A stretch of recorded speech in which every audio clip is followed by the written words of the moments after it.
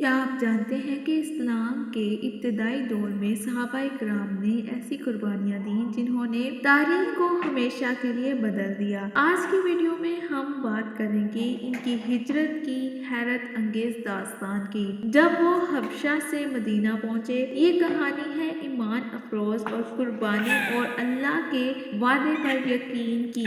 تو ویڈیو کو آخر تک دیکھیں کیونکہ یہ سفر آپ کی روح تک کو متاثر کرنے والا ہے۔ السلام علیکم ورحمۃ اللہ وبرکاتہ۔ اسلامی سال نو کی آمد اپنے ساتھ جو پیغام اور یادیں لاتی ہے ان میں سے تاریخ اسلام بلکہ پوری تاریخ انسانی کا اہم واقعہ ہجرت رسول صلی اللہ علیہ وسلم بھی ہے، جس نے اسلامی تاریخ کو ایک نیا سنہری موڑ دیا۔ ہر نیا سال نبی اکرم صلی اللہ علیہ وسلم اور آپ صلی اللہ علیہ وسلم کے جانثار صحابہ رضی اللہ تعالیٰ عنہ کی مکہ مکرمہ سے مدینہ طیبہ کی ہجرت کی یادیں تازہ کر دیتا ہے۔ یہ واقعہ ہجرت 1400 برس پہلے رونما ہوا تھا، جبکہ نبی اکرم صلی اللہ علیہ وسلم کو مبعوث ہوئے 13 برس ہو گئے تھے۔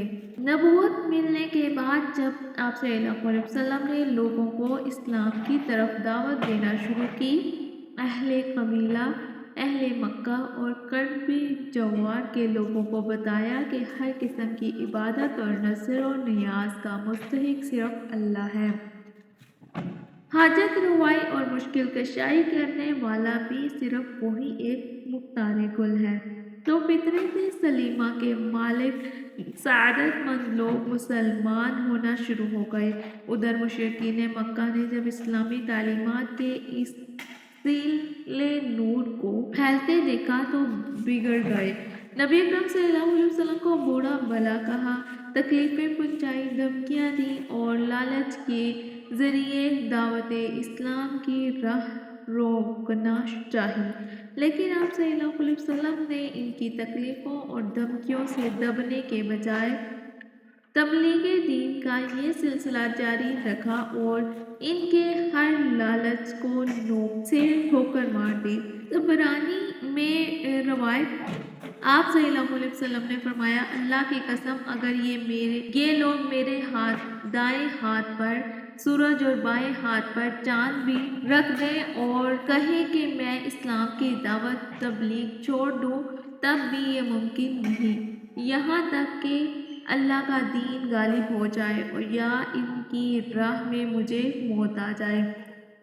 قریشی مکہ نے اپنے ہتھ کنڈوں کے باوجود مسلمانوں کو روز بروز بڑھتے دیکھا تو صحابہ کرام رضی اللہ تعالیٰ عنہ کو ایذائیں پہنچانا شروع کر دیں اور ان پر ظلم و ستم کے وہ پہاڑ توڑے کہ سن کر رونگٹے کھڑے ہو جاتے ہیں۔ مشرکین کی اس ہٹ درمی اور اظہار ثانی کے پیش نظر نبی اکرم صلی اللہ علیہ وسلم نے اپنے صحابہ کو حبشہ کی طرف ہجرت کر جانے کی اجازت دے دی۔ ہجرت صحابہ رضی اللہ تعالیٰ عنہ کا یہ واقعہ بعثت نبوی کے 5 سال بعد ماہ رجب میں رونما ہوا۔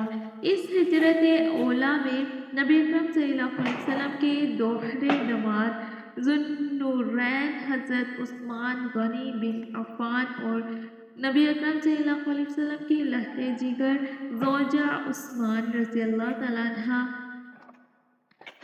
حضرت رقیہ رضی اللہ تعالیٰ عنہ بھی شامل تھیں۔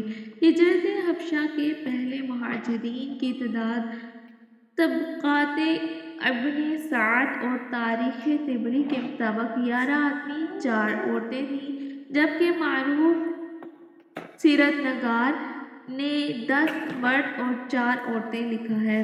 قریشی مکہ نے جب دیکھا کہ اسلام کی دعوت مکہ سے نکل کر قرب جوار اور حبشہ تک پہنچ گئی ہے تو خاندان نبوت کا سوشل بائیکاٹ کر کے انہیں ایک پہاڑی گھاٹی شعب ابی طالب میں محصور کر دیا، جس میں صحابہ کرام رضی اللہ تعالیٰ عنہ کو کھانے کی جگہ پتوں سے پیٹ بھرنا پڑا۔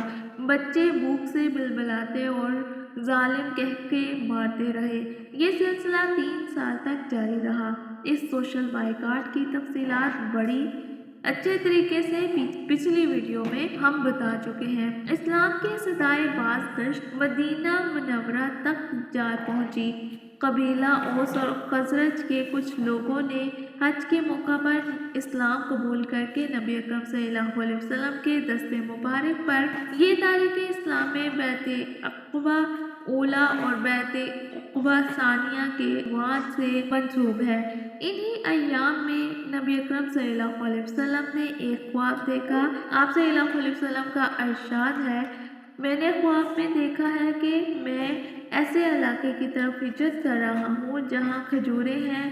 پہلے میرا خیال یہ ہوا کہ شاید یہ علاقہ یمامہ یا حجر ہے، مگر ظاہر ہوا کہ یہ یثرب یعنی مدینہ منورہ ہے۔ دوسری روایت میں ہے کہ میں تمہارا دار ہجرت دکھایا گیا ہوں۔ پھر آپ صلی اللہ علیہ وسلم نے اپنے صحابہ رضی اللہ تعالیٰ عنہ کو مدینہ منورہ کی طرف ہجرت کر جانے کی عام اجازت دے دی اور فرمایا تمہیں اللہ نے ایسے بھائی اور ایسی جگہ دی ہے کہ جہاں تم اوپر امن رہو گے۔ اسی طرح صحابہ اکرام رضی اللہ تعالیٰ عنہ نے ہجرت شروع کر دی۔ تمام صحابہ رضی اللہ تعالیٰ عنہ نے خفیہ ہجرت کی سوائے حضرت عمر فاروق رضی اللہ تعالیٰ عنہ کے۔ حضرت علی رضی اللہ تعالیٰ عنہ فرماتے ہیں، تمام مہاجرین نے خفیہ طور پر ہجرت کا سفر اختیار کیا سوائے حضرت عمر فاروق رضی اللہ تعالیٰ عنہ کے۔ آگے حضرت علی رضی اللہ تعالیٰ عنہ کی ہجرت فاروق رضی اللہ تعالیٰ عنہ کا نقشہ کھینچتے ہوئے فرماتے ہیں، وہ جب ہجرت کے لیے تیار ہوئے تو گلے میں تلوار کا نیام لٹکایا، کندھے پر تیروں سے بھرا ترکش اور کمان لٹکائی، بیت اللہ کا طواف کیا، مقام ابراہیم پر 2 رکعت نماز ادا کی اور مشرکین مکہ سے مخاطب ہو کر فرمایا، جو چاہے کہ اس کی ماں اسے گم پائے یا اس کے بچے یتیم ہو یا اس کی اہلیہ بیوہ ہو، وہ مجھے اس وادی کے پار ملے۔ سبحان اللہ! ایسے قدسی نفوس انسان اور شہکار رسالت کے اللہ تعالیٰ کی راہ میں اپنی جان کی بھی پرواہ نہیں کی اور مشرکین کو للکارتے ہوئے سفر ہجرت پر چل پڑے۔ قبل از اسلام مدینہ طیبہ کا نام یثرب تھا اور نبی صلی اللہ علیہ وسلم نے بعثت کے بعد اس کا نام بدل دیا تھا۔ نبی اکرم صلی اللہ علیہ وسلم نے یثرب کا نام طیبہ رکھ دیا تھا، اللہ تعالیٰ نے مدینہ کا نام طابہ رکھا تھا۔ یہ تھی صحابہ اکرام رضی اللہ تعالیٰ عنہ کی ہجرت، جو صحابہ اکرام رضی اللہ تعالیٰ عنہ نے ہجرت کی تھی اور صحابہ اکرام رات کی تاریکی میں سفر کرتے، چھپ کر اپنا راستہ بناتے اور مسلسل اللہ سے مدد مانگتے۔ یہ سفر آسان نہ تھا، مگر ان کے دلوں میں ایک یقین تھا، اللہ کا وعدہ تھا، سچا وعدہ تھا۔ جب مدینہ کے سرزمین پر قدم رکھا گیا تو انصار نے مہاجرین کو بڑا خوش آمدید کہا۔ یہ محبت اور بھائی چارے کی وہ مثال تھی جو قیامت تک یاد رکھی جائے گی، جس کو ہم آگے بیان کریں گے۔ صحابہ اکرام کی یہ ہجرت ہمیں صبر، قربانی اور ایمان کی طاقت سکھاتی ہے۔ آج ہمیں بھی اپنی زندگیوں میں ایسی قربانی دینے کا جذبہ پیدا کرنا ہوگا تاکہ ہم اپنی آخرت سنوار سکیں۔ اگر یہ ویڈیو، یہ آپ کو واقعہ آپ کے دل کو چھو گیا ہو تو ہماری ویڈیو کو لائک کیجیے، سبسکرائب کیجیے اور چینل کو۔ السلام علیکم ورحمۃ اللہ وبرکاتہ۔